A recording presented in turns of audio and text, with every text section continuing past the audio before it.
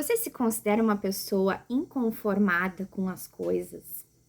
Quem sabe você se sente assim meio desajustado, que não se encaixa onde você está. Você pensa assim, poxa, acho que eu penso demais, o meu problema é pensar, ser muito crítico. Quem sabe o meio que você está até não te compreenda, né? Te critique, pensando, se acostuma com as coisas como estão, aceita que é dessa forma que as coisas se dão. Não tenta inventar moda, que as coisas são assim mesmo. Será que você se identifica? Olha, eu quero te dar uma boa notícia se você faz parte dos inconformados com o sistema, te dar uma boa notícia e te dizer que até mesmo se você é um inconformado no meio que você está, talvez de algum sistema religioso, e que lá no fundo você sinta uma culpa, pensa assim, poxa, né, mas eu não deveria ser tão inconformado assim com esse sistema sagrado, né, que a gente às vezes põe ali lá no alto. Mas todos os sistemas humanos, eles têm falhas. E eu quero te dar a boa notícia de que Deus ama os inconformados. Eu acredito nisso, sabe? Porque quando a gente lê na Bíblia, a gente vê que às vezes aquilo que sai da normalidade ali do senso comum, né? Às vezes aquilo que é dito como um escândalo, né? Eu penso no João Batista. Imagina uma pessoa lá super excêntrica, usando roupa lá de pele de camelo, comendo gafanhoto, confrontando a sociedade, falando lá com aqueles líderes, raça de víboras. Aquele cara, imagina, ele deve ter sido muito criticado, com certeza, né? De repente, muitos líderes religiosos pensavam assim: imagina que Deus vai usar essa pessoa aí, esse doido que fica aí criticando todo mundo, essa pessoa que não está aceitando o sistema como ele é. Mas, pasmem, né? Olha o que Deus falou sobre João Batista, que não teve homem maior, pessoa maior que pisou nessa terra, né? Nascido de mulher, do que João Batista. Então, eu acho, assim, eu penso, né, que isso é um incentivo para os inconformados. Isso é um incentivo para a gente pensar fora da caixinha, né? Pensar as coisas, com certeza, no padrão bíblico, né? Mas sair um pouco das coisas como elas são. Às vezes a gente está num ambiente, a gente pensa assim, sempre foi assim desse jeito. Eu não vou ousar dar um passo além, ou fazer diferente, ou ter uma iniciativa, porque o que vão pensar de mim, ou eu vou ser criticado. E eu acho que com certeza a gente tem que estar aberto aí às críticas, a gente vai ter que saber lidar com as críticas quando a gente quer sair dessa caixinha, dessa normalidade, desse senso comum. Mas é aí que Deus usa a vida dos inconformados, né? E eu penso outra coisa também em relação a isso, que é a nossa reflexão. É um questionamento. Poxa vida, né? A igreja de Cristo, ela é poderosa na terra, né? Ela é poderosa. Ela é o corpo de Cristo nessa terra, né? Para fazer diferença, é o sal, é a luz. E por que a gente não está iluminando e dando sabor à sociedade, né? Enquanto cristãos? O que tem de errado? Por que essa conta não está fechando? Quando eu penso nisso, eu penso muito num versículo, num trecho da Bíblia que está em 2 Crônicas. Depois a gente vai ler, vai pensar um pouquinho sobre esse trecho, mas tem tudo a ver aí com o que a gente está falando, né? Sobre a questão da gente ser o inconformado, o que falta para a gente temperar até mesmo a nossa vida. Porque às vezes você está vivendo uma vida sempre aquela mesma coisa, né? Você vai na igreja, sempre aquele marasmo, aquela coisa que não muda, você está orando anos por uma situação, as coisas não mudam. E aí talvez você coloque na conta de Deus, né, frustrado, pensando, poxa, Deus não está escutando as minhas orações. Eu acho que muito crente acaba até abandonando a fé, tendo essa visão equivocada, né? Porque a gente tem que dar alguns passos aí para a obediência, alguns passos para viver fora aí do senso comum, fora da normalidade, do que às vezes as instituições ou, né, o sistema nos coloca como certo. Vou dar um exemplo aqui, bem prático, né, para a gente sair um pouco aí da teoria e colocar na nossa vida prática. Às vezes, dependendo do meio que a gente se encontra, no meio religioso, a gente escuta a seguinte afirmação, de que o divórcio não agrada ao Senhor, e com certeza não agrada ao Senhor, mas uma relação disfuncional e uma relação, talvez com abusos, né, psicológicos, abuso físico, isso também, com certeza, não agrada ao Senhor, né? E aí a gente precisa sair dessa caixinha aí da religiosidade e se colocar nesse lugar dessa oração realmente, né? Senhor, seja feita a sua vontade. E o nosso papel é estar com os olhos bem atentos aos direcionamentos do Senhor, aos passos que Deus vai pedindo pra gente dar em obediência, pra gente talvez até sair dessa situação, né? Ou estar disposto a sair dessa situação, porque Deus, ele não vai nos obrigar a nada. A gente precisa cooperar com Deus na nossa vida. E a gente também tem a nossa responsabilidade na obediência, né, para cooperar. Isso é um exemplo. Entre outras coisas aí que a gente pode exemplificar o quanto que às vezes os sistemas, as coisas, elas vão nos oprimindo de uma maneira assim tão significativa na nossa vida que a gente não avança. Depois a gente coloca a culpa em Deus, né? Enquanto que às vezes a gente está preso ali a um sistema religioso, um sistema equivocado, algo que não agrada ao Senhor.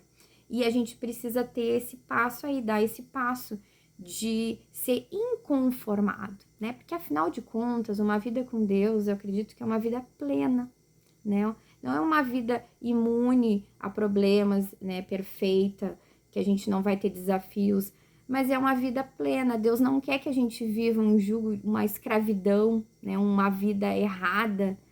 E a gente precisa ter esse discernimento, buscar em Deus esse discernimento da nossa vida.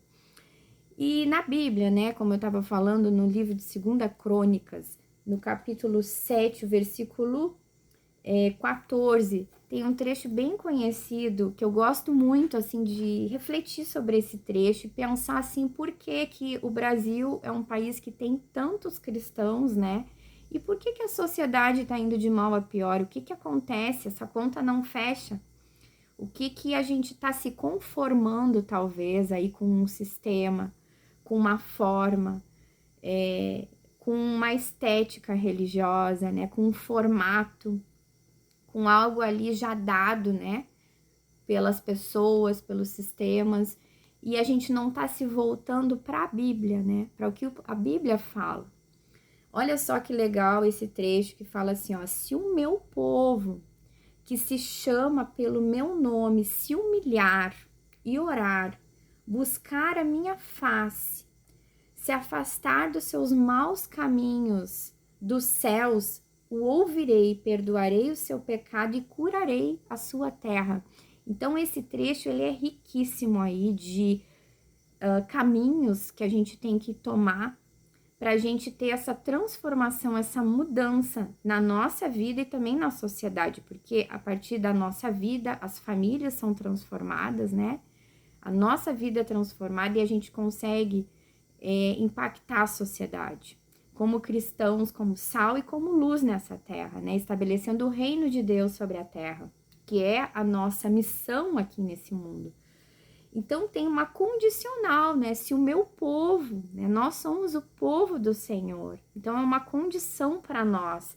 Se a gente se chama pelo nome, né? A gente se autodenomina, somos cristãos. Mas e daí? Isso é só um título? Ou isso realmente impacta a nossa vida e impacta a vida das pessoas que estão à nossa volta? Isso a gente precisa se questionar. Se humilhar e orar, né? Então um chamado à santificação, um chamado a gente buscar, assim, o perdão dos nossos pecados, reconhecer que somos falhos, né? Deus não requer de nós perfeição, isso não existe. Nós sempre vamos ter que realinhar a nossa vida, né? A gente repensar a nossa caminhada e buscar a graça de Jesus sobre a nossa vida. Isso é um trabalho diário, né? Contínuo na vida do cristão.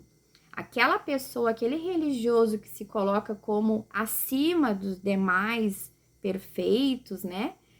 Dignos aí de honra, são pessoas, né? Estão fora da palavra, porque todos nós cristãos, a gente tem que estar sempre realinhando a nossa vida, a gente tem que estar sempre buscando esse lugar aqui, ó, de humilhação e oração, buscar de Deus, né?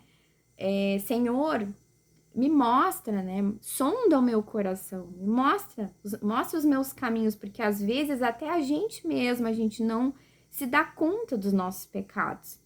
A gente não se dá conta, às vezes, das intenções do nosso coração. Às vezes a gente tá fazendo alguma coisa e a coisa é linda, né, para as outras pessoas. Ah, que bonito lá o fulaninho tá fazendo uma boa ação, né? Ah, o fulaninho, que bonito que tá fazendo aquele gesto carinhoso. Só que lá no fundo, as nossas motivações, elas são erradas. E a gente só vai ter essa compreensão das nossas motivações quando a gente entrar nesse lugar aí de humilhação, de oração aos pés do Senhor, porque até mesmo a gente pode se enganar, né? A gente pode achar que, ó, que legal que eu sou, que pessoa querida, né, que gesto legal, que, né? A gente se ilude, a gente se engana. Então é só nesse lugar aqui, buscar a minha face, precisamos buscar a face do Senhor, né, em humildade, buscando a santificação, buscando corrigir o nosso caminho, corrigir o nosso coração, né? Isso a gente encontra em Deus. Deus é que, através da graça de Jesus, ele nos perdoa e nos capacita aí para ser seres humanos melhores aqui nesse mundo. E o que cabe a nós? A gente precisa se afastar dos nossos maus caminhos, né? Que é o caminho da santificação, de uma vida piedosa com Jesus, com Deus, né? Isso é o nosso papel, esse é o nosso papel. Se a gente for semana após semana na igreja lá, ficar alimentando o nosso ego, amaciando o nosso ego, talvez até nos iludindo, achando como somos bons cidadãos aqui nesse mundo, né? Buscando uma moral, né, diante da sociedade, porque a gente pensa, eu tô indo na igreja, eu sou bonzinho, eu tô indo, eu tô cumprindo o meu papel de boa pessoa. Mas se a gente não tiver essa iniciativa aí, né, o nosso papel que é se afastar, né, a gente se afastar dos nossos maus caminhos, né, o que adianta a gente estar indo na igreja e a gente criticar as pessoas, a gente não cuidar a nossa boca, a gente ficar fazendo fofoca, ou a gente consumir pornografia, né, masturbação, enfim, todos esses temas aí pesados, né? É difícil falar sobre essas coisas. Ou a gente ir para a igreja como se a gente fosse aí para um clube ou para uma festa que a gente não cuida as nossas vestimentas. Isso parece uma coisa brega de falar, conservadora. Ai, como tu é careta, Roberta. Mas eu penso que é importante, a Bíblia fala sobre decência, sobre modéstia, né? Então a gente precisa tomar esse cuidado. E as igrejas, elas estão assim, se alinhando tanto com o padrão da sociedade, né? Tá se misturando tanto. Eu creio no meu coração e oro sobre isso, né? Que a igreja de Cristo sobre essa terra, ela realmente sofra um período aí de peneira, de reforma, né? A gente precisa, assim como teve a reforma protestante, a gente precisa de uma reforma urgente, né? De valores, de princípios, de voltar aí essa vida piedosa, essa vida brega, careta, né? Que muitas vezes a gente escuta as pessoas falando, pensa assim, ah, não, eu vou na igreja, mas o que tem? Eu, sei lá, pular o carnaval, o que tem o meu filho curtir o Halloween? A gente não pode se misturar a cultura do mundo. Ou é uma coisa ou é outra, né? É bem simples assim. Não tem associação entre luz e trevas, diz a palavra, né? Então a gente precisa levar muito a sério isso, porque tá na palavra. E o que mais? Ó, dos céus o ouvirei. Então, quem sabe muitas das nossas petições ao Senhor, né? Muitos dos nossos dilemas aí da nossa vida, coisas que a gente gostaria que fossem alinhados, eles não estão sendo ouvidos pelos céus, porque a gente não está intencionalmente nos afastando dos nossos maus caminhos. Então, isso é algo muito sério, né? Ou às vezes, assim, pessoas que vão na igreja, casais, daqui a pouco o homem é super grosseiro com a mulher, super estúpido, né? E lá na igreja se faz de bonzinho. Isso tem muito. Ou lideranças que são tóxicas, que ficam manipulando, que não têm um amor aí pelo povo, pelas pessoas que congregam. Então, são tantas coisinhas aí que a gente precisa pensar. E aqui eu tô falando como uma inconformada, né? Não como alguém que já atingiu uma perfeição. Porque eu mesmo, na minha vida, eu preciso sempre estar voltando para esse lugar aí de alinhar as coisas, buscar saber de Deus, né? A vontade dele para minha vida, porque às vezes a gente tá em algum lugar, vai para algum lugar que a gente acha que é bom e não é, né? Então a gente precisa ter essa sensibilidade com Deus, e só na relação com Deus e buscando a palavra, Deus nunca vai nos pedir algo que tá contra a palavra. Então tem que estar tudo alinhado. Então a gente só nesse lugar a gente vai compreender a boa, a perfeita e a agradável vontade de Deus para nossa vida. E aqui eu quero te dizer outra coisa também, né? Que eu tenho pensado, dividir contigo aí uma reflexão.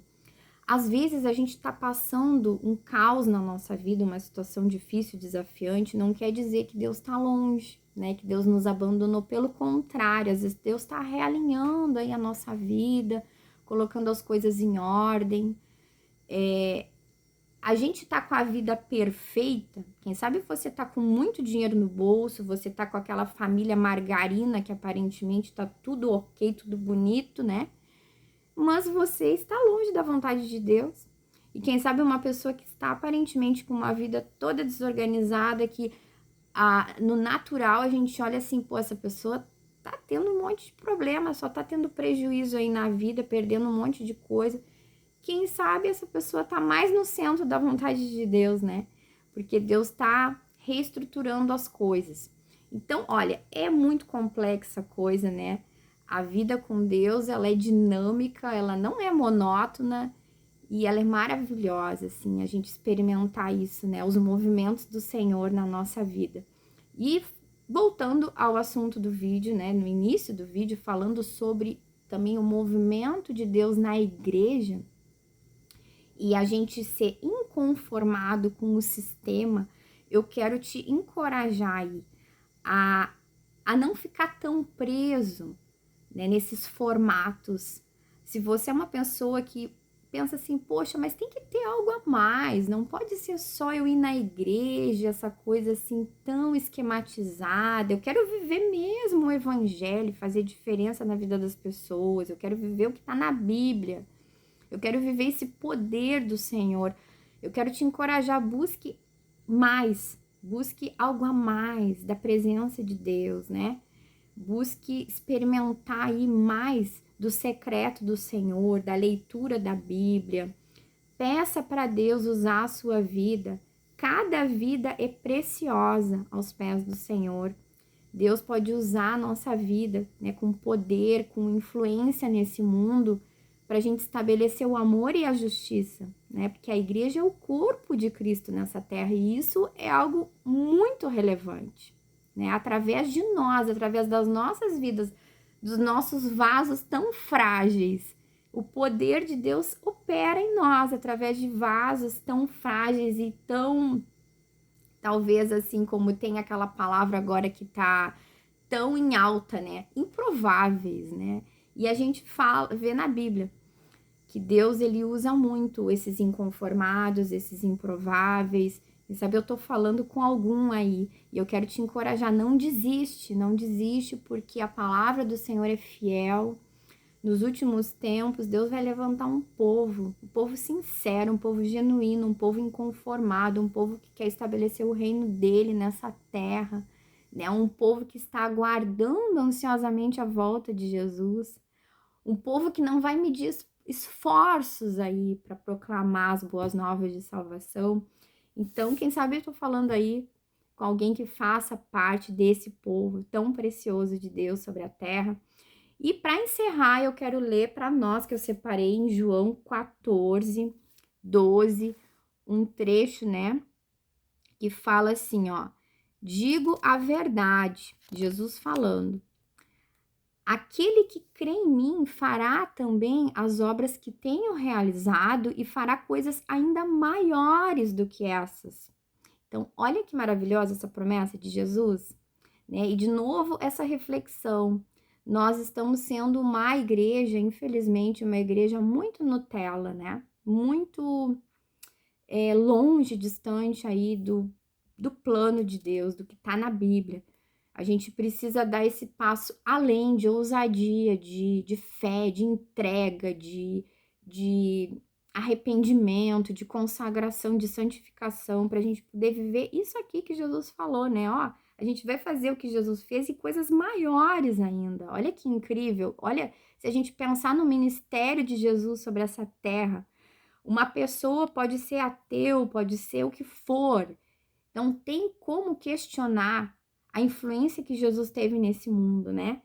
Tem pessoas, tem aquele psiquiatra que ele se converteu ao cristianismo estudando a mente de Jesus, o Augusto Cury. E ele ficou maravilhado quando ele começou a estudar, né, sendo um psiquiatra, estudando a mente humana, e ele começou a ver as maravilhas, né, do comportamento de Jesus, a forma dele agir. Ele viu que não tinha como ser um ser humano qualquer. Ele mesmo reconheceu e se converteu, né, ao cristianismo, que era Deus, né, encarnado. Não tinha outra possibilidade. Então não tem como questionar as coisas que Jesus fez sobre essa terra, a influência do cristianismo sobre o mundo. Não tem como questionar isso. E olha a promessa, né? O povo de Jesus, né? O povo de Deus sobre essa terra vai fazer ainda coisas maiores. Eu quero viver isso. O meu coração arde para viver isso. E te convido aí, né? Se você tá meio enfraquecido na fé, meio morto, meio, né? Sem ânimo, olhando as situações na sua vida, olhando a igreja, ou olhando os contextos, às vezes político, né? Tudo, a crise, tudo. Se a gente olhar para as coisas, a gente vai desanimar. Mas a gente tem que olhar para as promessas de Deus, né? Sobre a igreja e sobre a nossa vida. Então, fica com essa reflexão, fica com essa palavra de ânimo para a tua vida. E pensa aí nesses trechos da Bíblia, esmiuça bem. Esse de 2 Crônicas 7,14 é um trecho muito rico, assim, ele volta e meia eu tô pensando nele, assim, e pensando o quanto ele é poderoso, né? Abraço e até o próximo vídeo.